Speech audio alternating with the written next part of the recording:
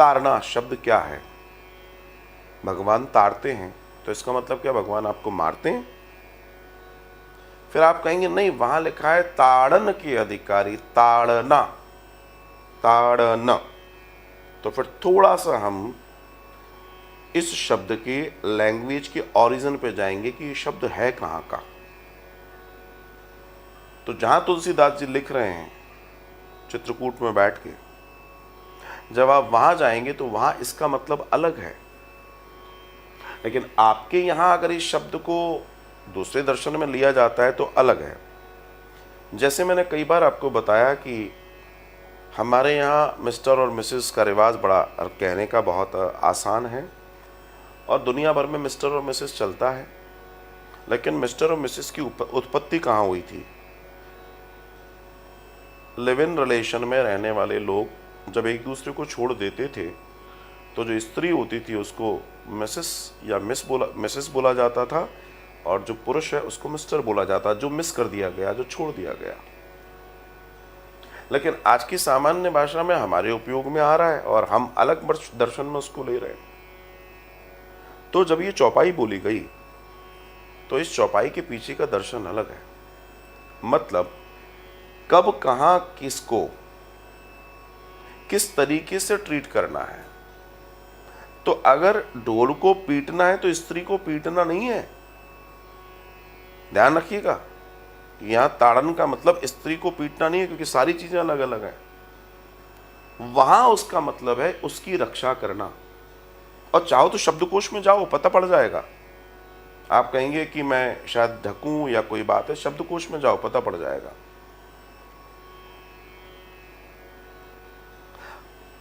पशु और ढोल एक जैसे तो नहीं हो सकते ना। लेकिन ढोल को जब पीटा जाता है, अर्थात ढोल को जब बजाया जाता है, तो पीटने में और बजाने में अंतर है। कोई अनाड़ी को ढोल पकड़ा दिया जाए तो आप बेसुरा करेगा, आप कहोगे भैया बंद कर दे। लेकिन वही कोई जानकार व्यक्ति जब ढोल बजाएगा तो आप कहेंगे वाह क्या आनंद है, ढोलक बजेगी, आनंद आता है ना। तो उसको सुर देना, उसको सही दिशा देना, वो तारण है। गंवार जिसे नॉलेज नहीं है, जो या आपकी भाषा में कहूं जो अनपढ़ है, तो उसको बार बार समझाना पड़ेगा। ये उसका ताड़न है, उसको बार बार बताना पड़ेगा, उसको उस पर मेहनत ज्यादा करनी पड़ेगी। शूद्र से मतलब क्या है? सेवक। इतना तो आप लोग भी जानते हैं।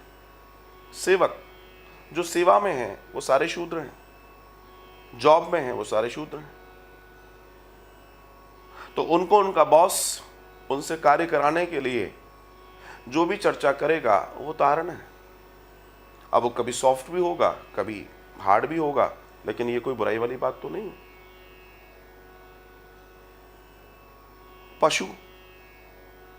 पशु को कैसे बैलेंस किया जाता है? किसान से पूछो, सर्कस वाले से पूछो, या फिर सफारी वालों से पूछो जो जंगल में देखरेख करते हैं। सबका तरीका अलग अलग है। वही पशु आपकी गोद में बैठा है, अगर वही पागल हो जाए तो उसके साथ ट्रीटमेंट अलग करेंगे आप।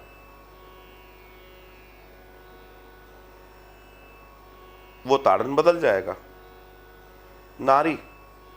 नारी को हमारे यहां रत्न कहा गया है साहब।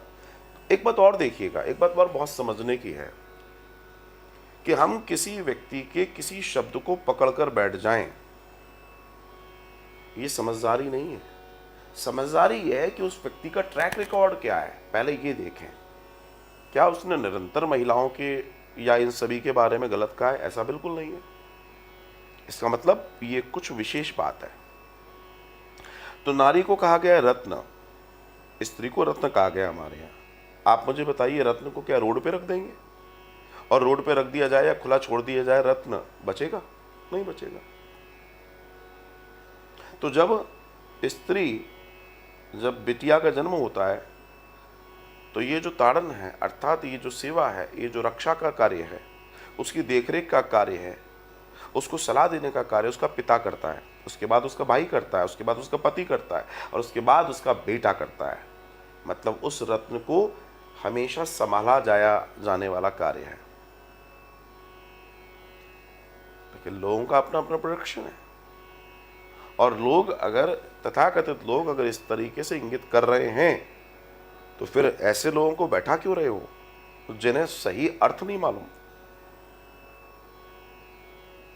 यहां हमें समझना होगा, यहां हमें जानना होगा। जहां स्त्री की सेवा, जहां स्त्री प्रसन्न होती है, वहां देवता आकर नृत्य करते हैं, रमण करते हैं, बैठते हैं। ऐसा हमारा वेद पुराण शास्त्र कह रहे हैं। तो क्या ऐसा कहा जा सकता है? इसका मतलब, इसको समझो, ये शब्द वो नहीं है जो तुम समझ रहे हैं, हम समझ रहे हैं। हमारे यहां हर 10-20 किलोमीटर में भाषा बदल जाती है, और भाषा के मतलब सब अलग अलग अलग अलग हो जाते हैं। ऐसे कई शब्द हैं जो कई भाषाओं में हैं, लेकिन सबके मतलब अलग अलग हैं। लेकिन वहां कोई विरोध नहीं कर रहा, क्यों? क्योंकि वहां से राजनीति नहीं चलेगी। यह रामायण की प्रतियां फाड़ी इसलिए जाएंगी क्योंकि ऐसा लिख दिया गया महिलाओं को। बस अंतर इतना है, हमें समझना है। साधुवाद।